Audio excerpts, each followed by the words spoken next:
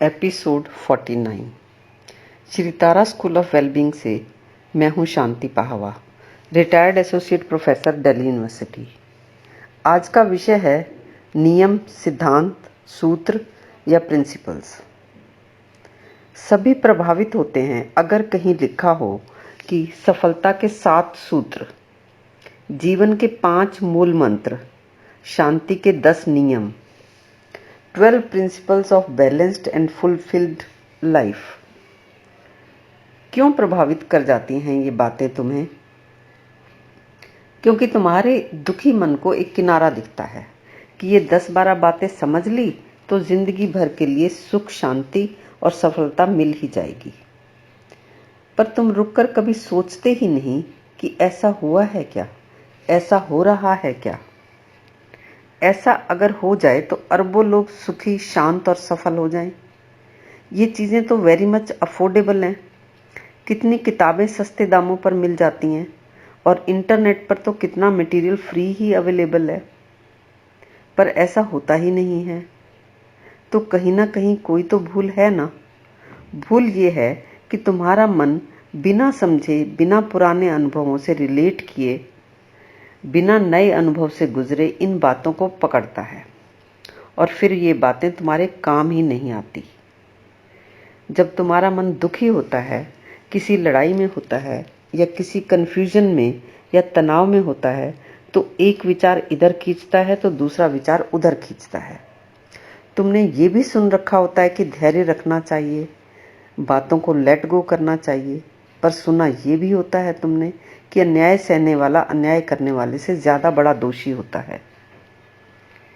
तो भीतर एक कश्मकश चलती है, ऐसा लगता है दिमाग फट जाएगा। तो उस स्थिति में वो नियम काम ही नहीं आते, क्योंकि तुमने उन बातों को भाव समझे बिना पकड़ लिया।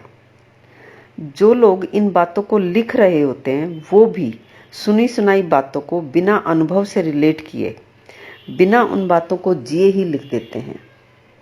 जैसे अगर कोई दुखी होता है तो तुम उसे फटाफट टिप्स दे देते हो कि ये समझ लो, मस्त रहो, मौज करो, क्लेश में कुछ नहीं रखा।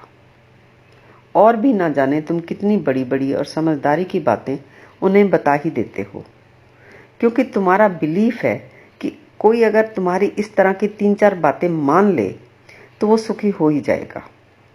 तुम्हें दिल से लगता है कि उसकी सिचुएशन में ये बातें लागू हो जाएंगी। पर मेरे आसपास के लोग और मेरी सिचुएशन में ये बातें फेल हो रही हैं, क्योंकि मेरे आसपास के लोग कुछ ज़्यादा ही खराब हैं। मेरी सिचुएशन अलग है, इसलिए ये बातें फेल हो रही हैं। पर ये लोग अगर मेरी बात मान लें तो सुखी हो जाएंगे और मेरे काम किसी और के बिलीफ आ जाएंगे। मगर ये लोग मेरे बिलीफ्स मान लें तो इन्हें ज़रूर फ़ायदा होगा। ना तो तुम्हारी इंटेंशन खराब होती है, ना ही तुम झूठ बोल रहे होते हो। ऐसे ही जो बुक राइटर होता है वो लिख तो रहा होता है, पर यूज उसने भी की नहीं होती वो बातें। उस राइटर को भी दिल से यही लग रहा होता है कि ये नियम, ये सिद्धांत, ये विचार बहुत श्रेष्ठ हैं, सुंदर हैं, मेरे काम नहीं आए क्योंकि मेरे आसपास के लोग घटिया थे और मेरी सिचुएशन इतनी खराब थी कि इन सब बातों को, बिलीफ्स को मैं यूज़ नहीं कर पाया। पर करोड़ों लोगों को तो ये बातें फ़ायदा देंगी ही। तो इसलिए इस तरह से बिलीफ लेने और देने का ट्रेंड ही है। इसलिए मार्केट बना हुआ है इन बिलीफ्स की बुक्स का। इसलिए बुक्स बिकती तो हैं पर काम हार्डली आती हैं। तुम खुद अपने जीवन से रिलेट करो तो तुरंत ये बात समझ आ जाएगी। आज तक हम इन श्रेष्ठ बातों को कहाँ कहाँ यूज़ कर पाए हैं?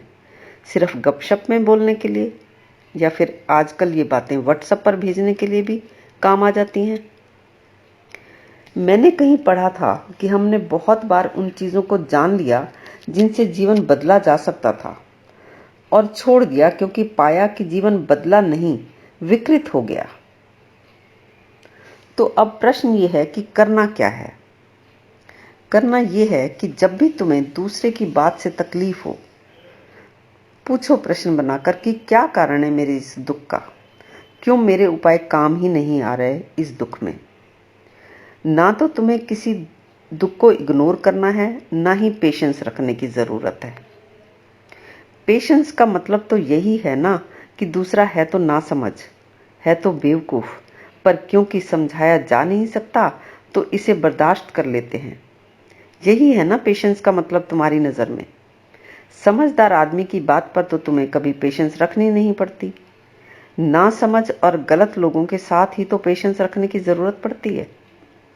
अगर दूसरा तुम्हारी नज़र में जो समझदारी है उसके अकॉर्डिंग व्यवहार करे तो तुम्हें पेशेंस की ज़रूरत ही नहीं पड़ती।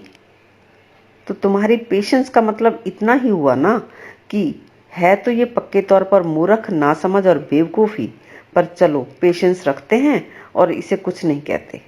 वैसे मन तो करता है कि इसे अभी बता दिया जाए कि ये कितना गलत इंसान है। तो क्या दिखा आपको अपने पेशेंस नामक सद्गुण के पीछे का घृणा से भरा हुआ भाव? यही तो दुनिया के सभी सद्गुणों के पीछे छिपे भाव हैं, और इसीलिए हर घर में, हर संबंध में एंडलेस पेन है। तुम जब अपना पेशेंस का सद्गुण दिखा रहे होते हो तो सामने वाले को बिना तुम्हारे बोले, तुम्हारे हाव भाव से, तुम्हारी बॉडी लैंग्वेज से उस सद्गुण के पीछे छिपे तुम्हारे वास्तविक भाव दिख ही जाते हैं। तुम्हें अपना सद्व्यवहार दिखता है, उसके पीछे छिपी घृणा नहीं दिखती। तुम चाहते हो कि बस सद्व्यवहार ही समझा जाए, तुम्हारी घृणा का भाव पहुँचे ही ना, घृणा समझी ही ना जाए। पर होता उल्टा है, सद्व्यवहार तो पहुँचता ही नहीं, पहुँच जाती है घृणा।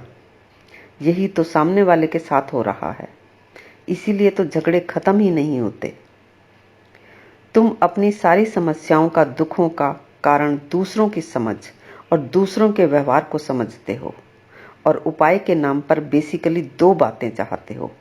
पहली बात ये कि मैं आपको दूसरों के सुधारने का या दूसरों के बदलने का कोई तरीका बता दूं, या फिर दूसरी बात ये चाहते हो तुम कि कोई ऐसा तरीका बता दूं कि वो कुछ भी करें पर तुम उन्हें बर्दाश्त करके शांति से जीवन जी सको।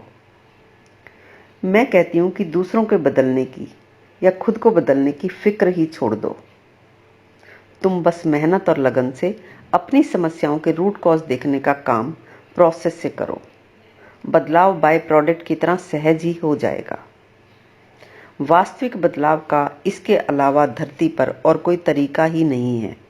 जो बदलाव प्रतिज्ञाओं से किए जाते हैं वो दुखदायी होते हैं और निश्चित रूप से अस्थायी भी होते हैं। ये कोई मेरा दावा नहीं है, यही मन का और जीवन का स्वभाव है। नियम सिद्धांतों के कुछ और भी पहलू हैं जिनकी बात हम करेंगे अपने अगले एपिसोड में।